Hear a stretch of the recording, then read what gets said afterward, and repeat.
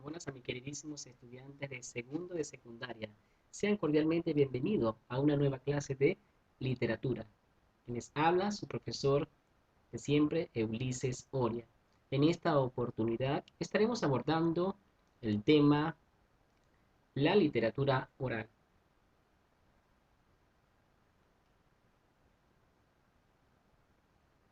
La literatura nace como tradición oral, es decir, que las historias eran contadas de boca a boca, ya que no existía el código escrito, y se daba de generación en generación, hasta que alguien, cuando existieron las condiciones necesarias, logró ponerlas por escrito y darles por fin una forma fija.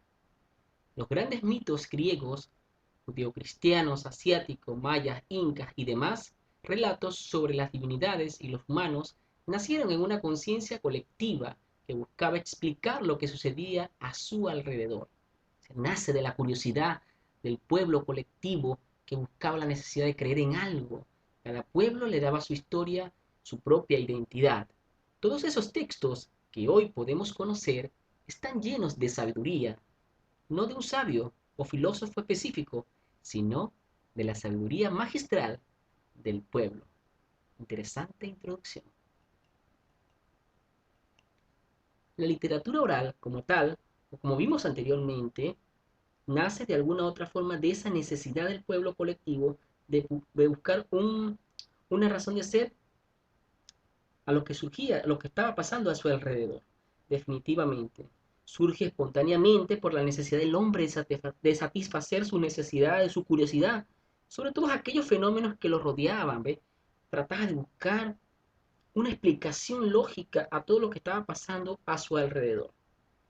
Definitivamente la literatura oral de esta forma se define como el conjunto de obras literarias que se dieron en la antigüedad antes de que sucediera el nacimiento del código escrito y que se fue dando de generación en generación, es decir, de padre a hijo, de forma, repito, oral. No existía el código escrito, por lo tanto las historias eran contadas, ¿verdad? De padre a hijo y así sucesivamente. La memoria jugaba un papel muy importante en esta literatura, ya que al no existir el código escrito, ¿verdad? La palabra oral jugaba un papel primordial, ¿verdad? Que contaban las historias.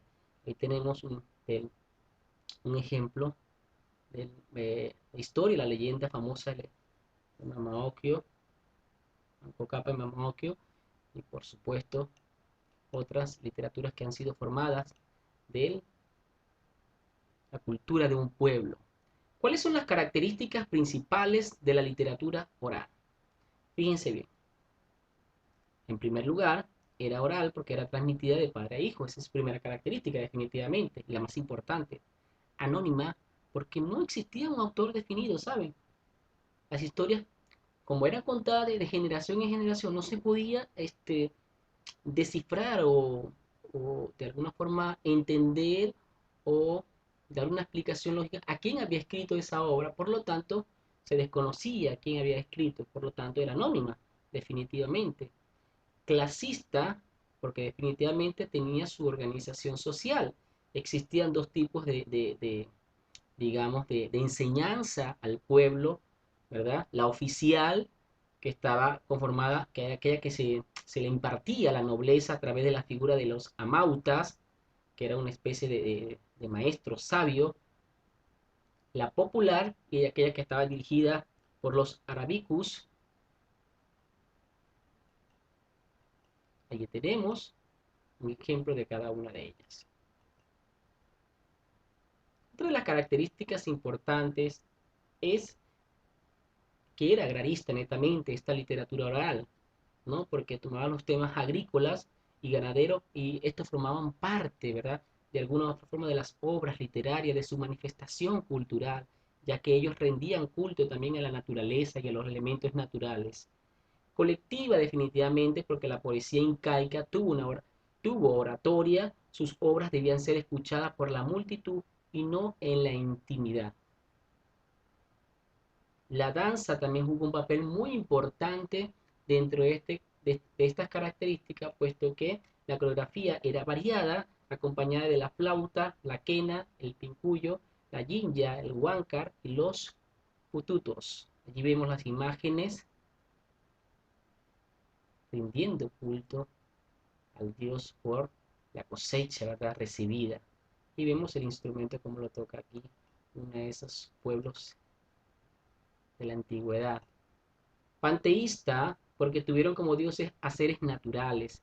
En otros términos, concebían a los elementos naturales como dioses y de esta forma lo adoraban.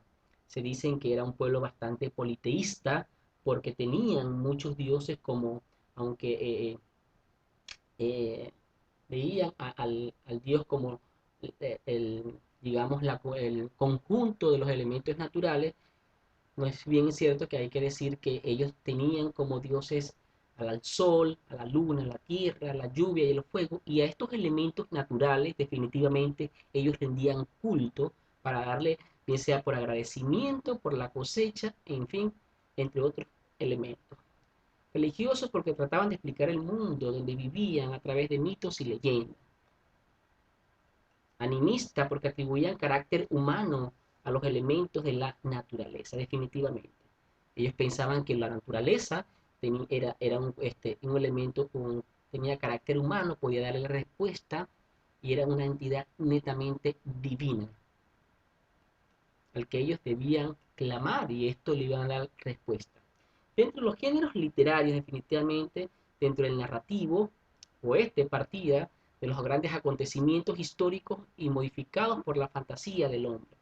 En el lírico definitivamente se expresaba un sentimiento impulsado por la fertilidad del campo, la bondad de los dioses y el desarraigo de la tierra natal. Finalmente, el dramático estuvo relacionado con los hechos militares, triunfos o derrotas.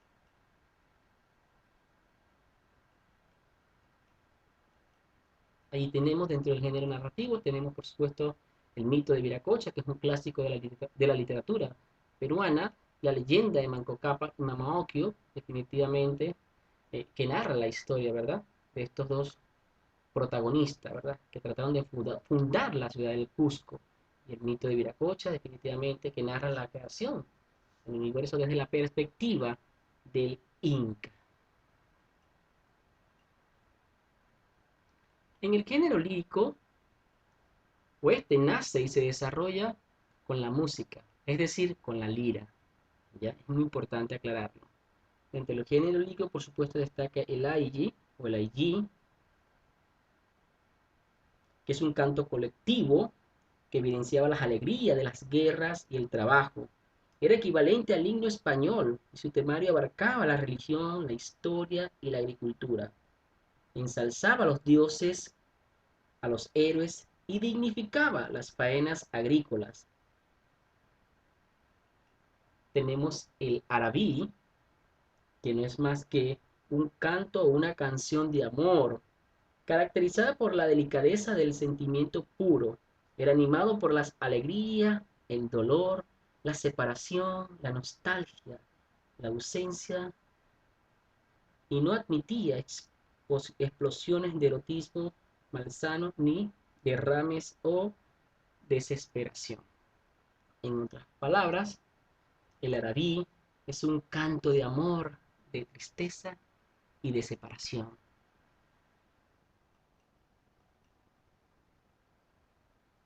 Dentro del género lírico se desprenden tres especies líricas bastante importantes de destacar, como son los versos cantados, las danzas cantadas y finalmente los recitables. Dentro de los versos cantados destaca por supuesto el aillí, dentro de las danzas cantadas destaca por supuesto la iñú y dentro de los recitables por supuesto el aillí.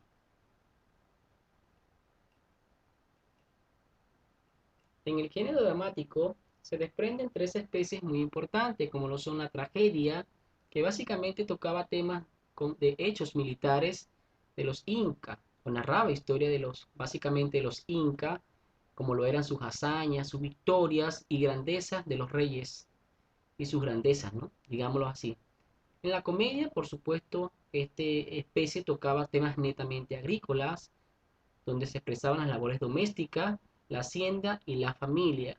En el drama, por supuesto, estaba relacionado con el cortejo y la costumbre de los incas.